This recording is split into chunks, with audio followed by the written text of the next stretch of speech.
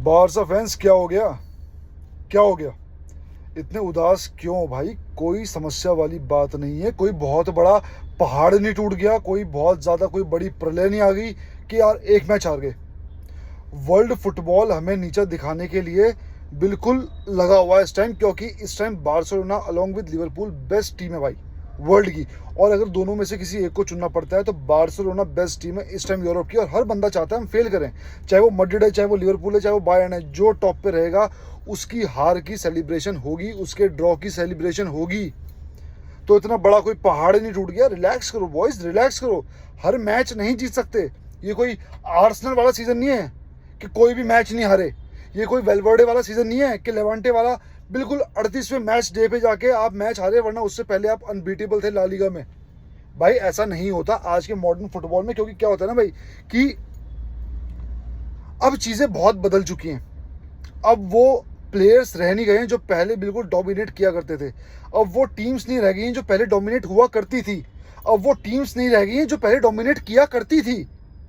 तो रिलैक्स करो भाई और देखो क्या गलत था। हाँ, मैं ये नहीं कहता अरे यार छोड़ दो, जाने दो, कुछ भी गलत नहीं था, सब सही था, बस रिजल्ट नहीं आया, फलान ढिमकान। नहीं, गलत बहुत कुछ था, हम डिस्कस करेंगे। लेकिन इतना भी ज़्यादा डिमोटिवेट नहीं होना है कि जिसकी वजह से बिल्कुल ही हमारा सुकून वकून खराब हो जाए और टीम का मोराल कम हो जाए, फैंस का मोराल कम हो जाए। बात करते हैं भाई सबसे पहले आपके ऑफसाइड गोल से। किस एंगल से मैं जब वो रिप्ले देख रहा था, मैं आप लोगों से पूछ भी रहा था कि किस एंगल से ये आपको ऑफसाइड गोल लग रहा है। घुटना उसके पंजे के पीछे था, उसका पंजा, लेवेंडोस्की का पंजा उस बंदे के डिफेंडर के पंजे से पीछे था। और जो आज मैंने सुबह उठ के ऑफसाइड लाइंस देखी हैं उसमें भी साफ दिख रहा है कि वो पंजा पीछे है। और कहीं कहीं मैंने उड़ता हुआ, मैं श्योर गारंटी नहीं लेता कि ये है या नहीं, लेकिन कहीं कहीं मैंने उड़ता हुआ ये पढ़ा था कि शायद रेफरी ना कंफ्यूज हो गया है कि ये जो पंजा है ना डिफेंडर का नहीं, लेवेंडोस्की का है। ये लाइन पढ़ी थी मैंने श्योरली। अब ये कितनी भरोसा करने लायक है कितनी नहीं वो बात की बात है, लेकिन अगर ये सच है तो बहुत बकवास है भाई ये रीज़न, और अगर ये झूठ है तो झूठ है भाई, ठीक है ना। अब बात करते हैं दूसरी चीज़ की।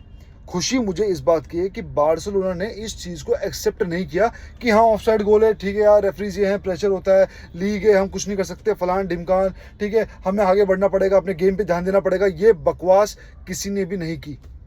उल्टा वो लोग आगे आए, फ्लिक आगे आया और एक दो प्लेयर्स ने बोला कि वो गोल ऑन साइड था, और इस चीज़ पे रेफरीज को ध्यान देना चाहिए क्योंकि ये ला लीगा की बेटरमेंट के लिए है, वरना ला लीगा को बहुत नुकसान होगा।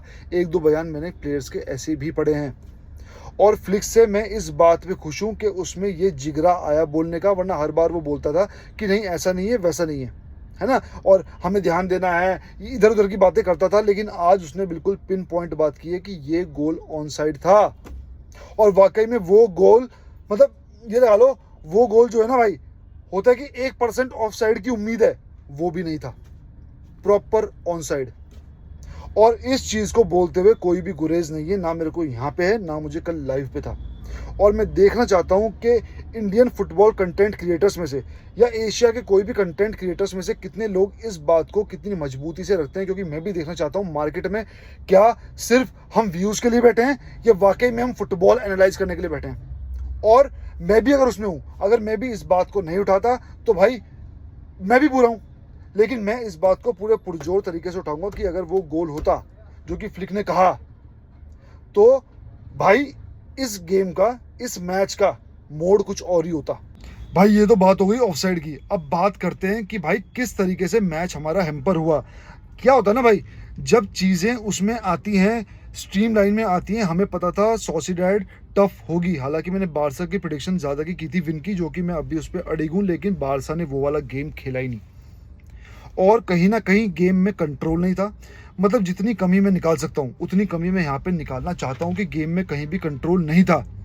ना पासिंग में कंट्रोल था, ना ड्रिबलिंग में कंट्रोल था, पोजीशनिंग बहुत ख़राब थी। लेवेंडोस्की का गोल अगर वो हटा दी जो ऑफसाइड दिया गया, उसके अलावा कोई भी ऐसा मुझे लगा नहीं कि हाँ भाई बहुत ही तगड़ी चीज़ हो गई है, फलान ढिमकान, अरे वाह स्कोर कर देंगे। हर बार हमें बारसा से उम्मीद रहती थी, जो कि हमें कल भी थी। 2-3 भागों में मैंने उस टारगेट को बांटा था कि हाँ भाई 70 मिनट तक पहला मार देंगे, 85 मिनट के बाद दूसरा मार देंगे और जीत जाएंगे या फिर ड्रॉ कर जाएंगे, लेकिन ऐसा नहीं हुआ। और इसके पीछे रीज़न ये है, बारसा अटैक करना चाह ही नहीं रही थी। और यमाल पे भी आएंगे कि उसकी कमी कैसे खली।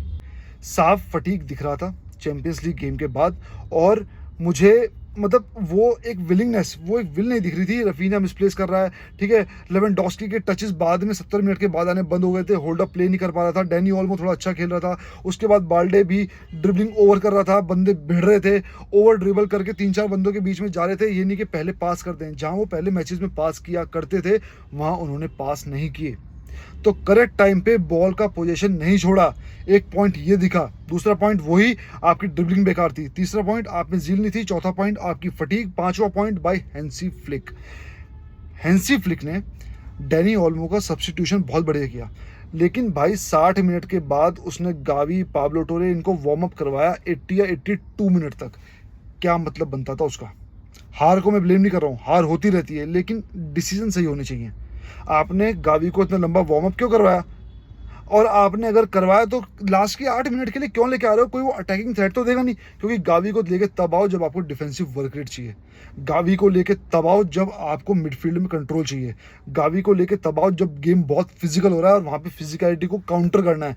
तब ये गावी के ट्रेड्स हैं, क्योंकि अगर आपको गोल चाहिए तो आपके पास और प्लेयर्स भी हैं। और अगर आप गावी को इंजरी है, गावी को अगर इंजरी है तो उस चीज़ को, गावी को उस रिस्की पोजीशन में मत डालो कि वहाँ पे वो इंजर्ड दोबारा हो जाए सिर्फ 8 या 10 मिनट के लिए, क्योंकि गोल आना होगा तो गावी के बिना आ जाएगा। क्योंकि गावी गोल में कंट्रीब्यूशन करता है, लेकिन उसका कंट्रीब्यूशन दूसरी चीज़ों से ज़्यादा है टीम के अंदर, इसलिए उसको टीम की आत्मा बोला जाता है भाई, टीम की आत्मा। तो ये डिसीजन बिल्कुल गलत थे, सब्स्टिट्यूशंस बिल्कुल गलत थे। हैंसी फ्लिक थोड़ा कंफ्यूज लगा मुझे।